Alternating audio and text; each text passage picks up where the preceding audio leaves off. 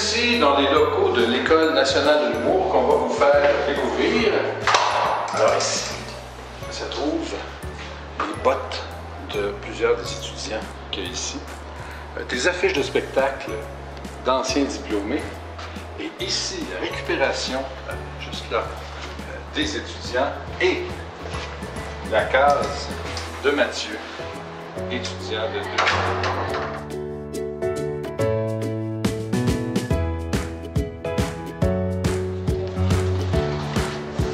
Les bureaux.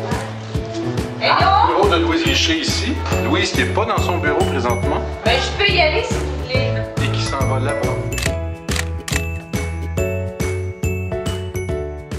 Qu'est-ce que tu retiens, qu'est-ce qui t'a marqué dans ces 25 années-là? C'est de voir l'évolution de la formation, évidemment. Et la pratique même du métier a énormément changé, puis toute bonne institution se doit d'évoluer et refléter effectivement ce qui se passe dans le milieu du travail. Et ce dont tu es le plus fier? Ben, c'est... À part l'entrevue d'aujourd'hui. Ben oui, effectivement, te parler beaucoup. Concentrons-nous sur l'École nationale de l'humour. On a 25 ans, qu'on soit jusque-là, parce que les débuts ont été bien difficiles et ça aurait pu mourir. Vous êtes passé au travers d'une foule de préjugés aussi. Vous avez réussi à vaincre les préjugés. Vaincre, je sais pas, mais il y en a une couple qui sont combattants. Oui, c'est bon. La bataille n'est pas finie. Il y en a une couple qui il y en a une couple encore debout, mais ça se compare pas, effectivement. Les perceptions ont grandement évolué, puis nous aussi, notre réflexion a évolué. Et on continue de se battre pour les prochaines années? Oui, écoutez, moi, t'as dit tout de suite. On continue? Plus fort que jamais. OK. Yeah.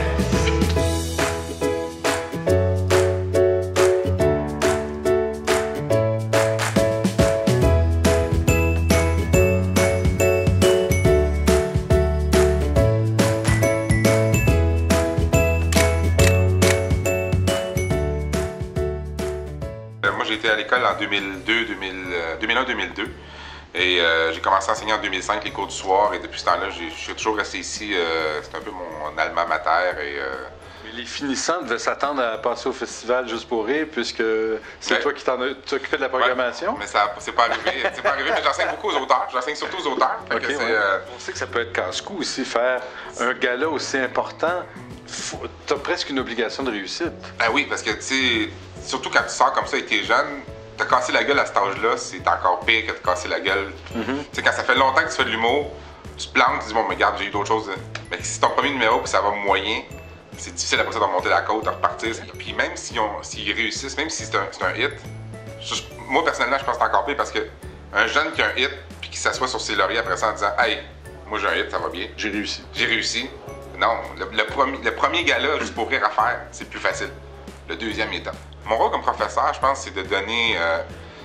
je pense, c'est de donner une discipline de travail à du monde. Puis souvent, puis moi, j'étais pareil quand je rentre à l'école, mais tu rentres à l'école de l'humour, t'as écrit 3 textes dans ta vie, t'as pas... Tu sais, ici à l'école, il faut que tu livres un texte pour chaque cours, à chaque semaine. Donc, t'as 6 à 7 textes à livrer par semaine. Faut que t'écrives, faut que tu sois drôle. Tu dis, OK, regarde, faut que tu sois drôle sur la mort. Ah, OK, faut que j'écrive. C'est un milieu de contact aussi, tu sais. Depuis que je suis sorti de l'école, tous les jobs que j'ai eus, c'est des jobs que j'ai eus par rapport à l'école de l'humour. Sans ça, avant ça, il y avait rien. T'sais.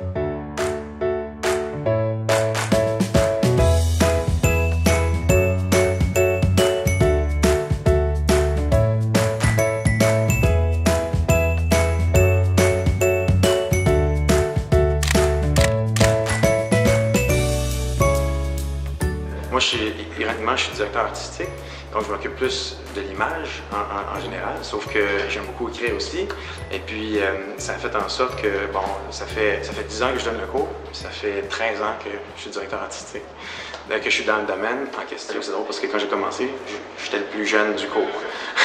Tout le monde était plus vieux que moi. C'est des réorientations de carrière, des choses comme ça. Ça, c'est une chose qui est intéressante, c'est que dans le domaine publicitaire, les gens proviennent, surtout les auteurs, souvent les directeurs artistiques, on a le même parcours, on doit cégep, graphisme, université, communication, graphique, etc., design graphique, tandis que les auteurs peuvent venir du milieu journalistique, ils peuvent venir du milieu de la sociologie, de la psychologie, donc de plein d'horizons. Puis ce qui est le fun à l'École nationale de l'humour, c'est que ces gens-là ont des réorientations de carrière, donc ils viennent de plein de milieux différents. Puis ça rend leur bagage intéressant pour trouver des idées fraîches, des nouvelles idées. J'ai jamais la même quantité d'étudiants, mais par contre, je dirais que sur 10, il y en a toujours un ou deux qui pourraient, en sortant de l'école, devenir un concepteur-rédacteur.